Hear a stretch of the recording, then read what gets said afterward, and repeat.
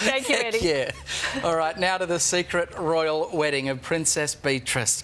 The Queen's granddaughter married her property tycoon husband in a private ceremony at Windsor Castle. Close family were the only invitees, with the father of the bride kept well away from the spotlight. And now comes another bombshell.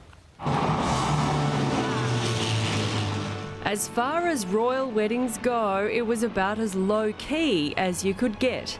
Buckingham Palace released just 2 photos from Princess Beatrice's big day. She wore a vintage dress on loan from the Queen and the very tiara Her Majesty wore on her wedding day. But making it to the altar hasn't been easy. Beatrice was reportedly forced to hold off on her wedding announcement twice. First, due to Harry and Meghan stepping down, and then because of Prince Andrew's links to the Epstein scandal. Plans to marry Edoardo Mapelli Mozzi in May were then also postponed due to coronavirus. Even the wedding photos were delayed, so they didn't distract from the Queen knighting charity fundraiser Captain Tom Moore. But many believe the veil of secrecy was more to do with her controversial father.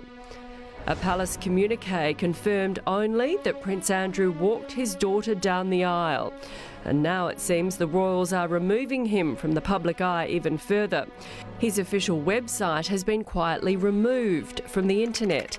Punch in thedukeofyork.org and you're redirected to the main royal page. For more, Sunrise Royal editor Rob Jobson joins us from London. Jobbo, good to see you again. Look, we did see a few more photos released of the happy couple overnight, but interestingly, not a single photo of Beatrice with her parents. What's your take on this? Well, it's unprecedented. The whole wedding was unprecedented, really. I mean, I had a tip on it about 5 days ago. The palace were just denying everything, and the fact is, the way it went ahead, it was extraordinary. And the fact that Andrew is not in the photographs, nor is Fergie, but the reality is not a picture of her dad. You know, it can only be to do with the Epstein scandal and the fact that the palace want to keep him completely out of the spotlight and the public view. Now, Beatrice is wearing something borrowed from the Queen, a reworked vintage Norman Hartnell dress. It was a nice touch. I mean, you know, she's had to go through a lot. It's not her fault, any of this, is it? Well, none of it's her fault. In fact, having to cancel your wedding not once, but twice is pretty sad. But it was, by all intents and purposes, a very romantic affair. He's a very handsome groom, and I think they looked a great couple. The dress the Queen had worn at the premiere of Lawrence of Arabia, and it's, as you say, a Norman Hartnell dress, and it was remodelled and remodelled for Beatrice. I think the most important thing for her was not the crowds and not the you know, going through the public on a carriage and all that. I think she just wanted her gran and granddad there, and I think that was a lovely touch.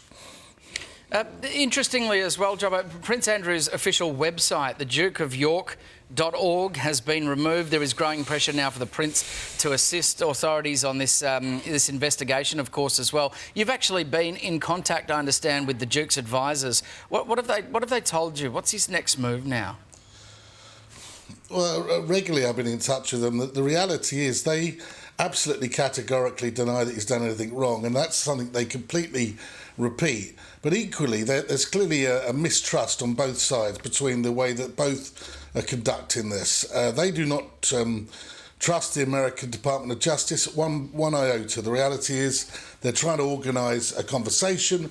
They've been ghosted by the DOJ on 3 or 4 occasions. They've been in touch. They did actually have contact at the beginning of the year, but there's been you know, they have been trying to contact them to work out the parameters of how he's going to give the answer questions they want, and they completely ignored him. And then they go public to say he hasn't tried to help them. So they don't trust them at all, and I can probably understand that. But at the same time, until he comes clean, speaks exactly about what he's going to say, what went on at that with Epstein, no one's really going to believe him, and he's just going to be dismissed, and that is the problem he faces. Yeah, especially when he does the interview and says he didn't sweat, and I mean, all the stories that seem so bizarre. That's another reason why people don't seem to believe him, do they? OK, thank you, Jobbo. Appreciate your time this morning.